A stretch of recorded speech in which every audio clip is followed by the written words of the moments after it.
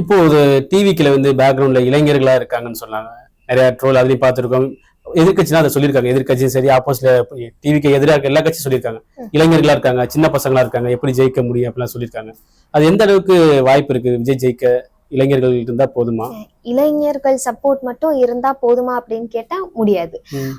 கட்சி அப்படிங்கிறது வந்துட்டு கண்டினியூஸா இப்ப இளைஞர்கள் அப்கோர்ஸ் சப்போர்ட் பண்றாங்க, இதுக்கப்புறமும் சப்போர்ட் பண்ணணும் அப்படிங்கிறதுக்கு வந்துட்டு உள்ள கட்சி கட்டமைப்புங்கிறது ஒண்ணு இருக்கு இல்லையா.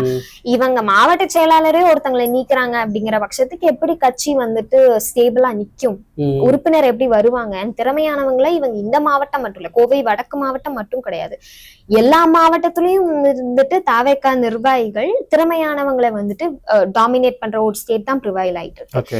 இப்படிங்கும் போது இப்ப இனிஷியல் கட்டத்துல இளைஞர்கள் இருக்கலாம், பட் களப்பணி அப்படின்னு வரும்போது இளைஞர்கள் இருக்காங்க திருத்தம், அவங்க வந்துட்டு சும்மா சோசியல் மீடியாஸ் சப்போர்ட்டிவா இருக்காங்களே தவிர களப்பணி அப்படின்னு வரும்போது நிறைய இளைஞர்கள் வர்றது கிடையாது. நாங்களே கூப்பிட்டா கூட வந்துட்டு அவங்க இளைஞர்கள் களப்பணிக்கு நாங்க வரலைங்க, நாங்க சப்போர்ட் அவ்வளவுதான் அப்படிங்கறதா இருக்காங்க.